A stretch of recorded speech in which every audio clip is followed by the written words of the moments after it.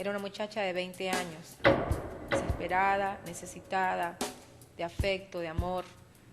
Una persona que vivía llena de resentimientos con mis padres, llena de soledad. Una persona que nunca había escuchado la palabra te amo, lo que significa el amor.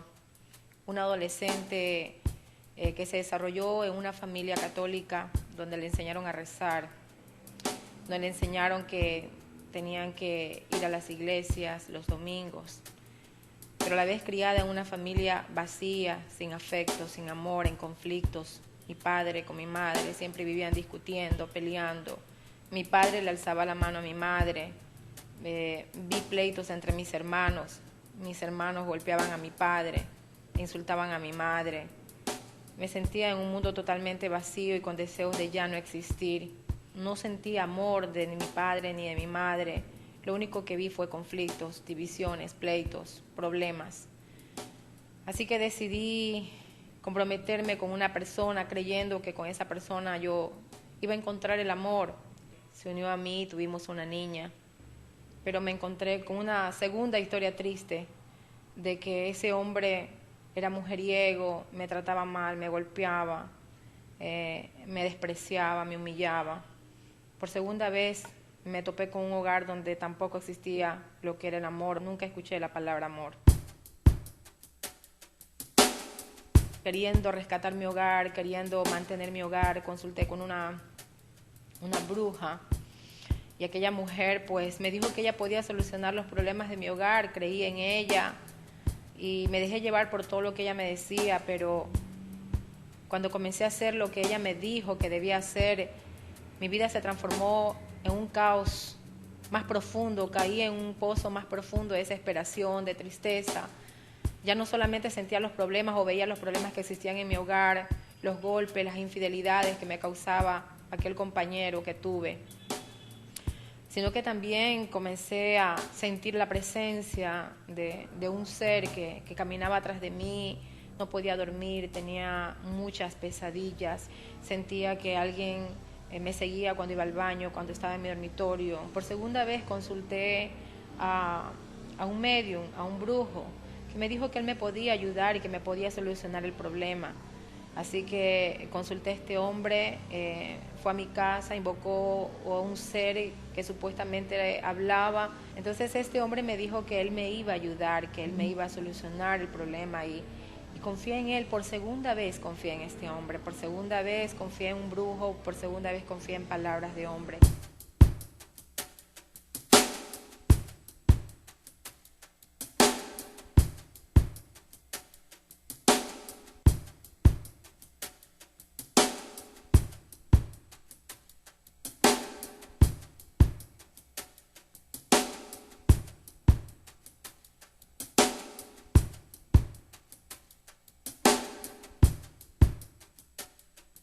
Mi vida fue más triste, me sentí más deprimida, me sentí más sola. Era una cosa increíble, era algo terrible que estaba sucediendo en mí. En vez de buscar solución o encontrar una solución, lo que yo encontraba era más desesperación. Me sentía perturbada, me sentía totalmente aterrada, sin deseos de vivir, sin deseos de querer seguir adelante con todo esto, porque no encontraba ninguna solución y era una cosa terrible. Se me apareció un ser en mi habitación. Este ser me tomó, me morboció, me tocó mi cuerpo, y este ser acostumbraba a visitarme una y otra vez cuando él quería. Prácticamente se posesionó de mi vida, porque yo ya no dependía de mí, ya no dependía de mis pensamientos, sino que había alguien que estaba tomando control total de todo mi ser. Me visitaba cuando quería, se iba cuando quería, se me aparecía donde él quería, me hablaba, me decía que yo era de él, que yo le pertenecía a él. Yo tenía mucho miedo, ya no sabía para dónde ir, a tal punto que tomé una decisión drástica. Tenía una niña de 5 años y lo único que pensé fue quitarme la vida. Ya no quería vivir más.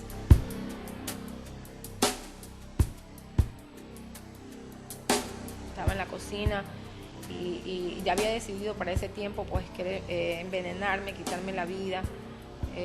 Había un veneno en mi casa que el papá de mi hija había llevado para las ratas y yo decidí beberlo. En el momento que yo iba a alzar el vaso para beberlo, oí una voz maravillosa que apareció en mi cocina, una voz que me dijo: Isabel, no lo hagas, yo te amo. Cuando escuché esa palabra, yo te amo, yo dije: ¿quién puede amarme a mí? Absolutamente nadie, porque yo me sentía sola desde mi niñez, incomprendida por mis padres. Me sentía totalmente abandonada, sin una caricia, sin un abrazo, sin una palabra de afecto, y me sentía destruida, sin ganas de vivir. Y de repente escuchar una voz tan preciosa, tan hermosa, porque para mí fue como una melodía que escuché por primera vez en mi vida. Y escuchar que me dijo te amo impactó tanto mi corazón, que yo dije: quiero saber quién es esa persona que me ama.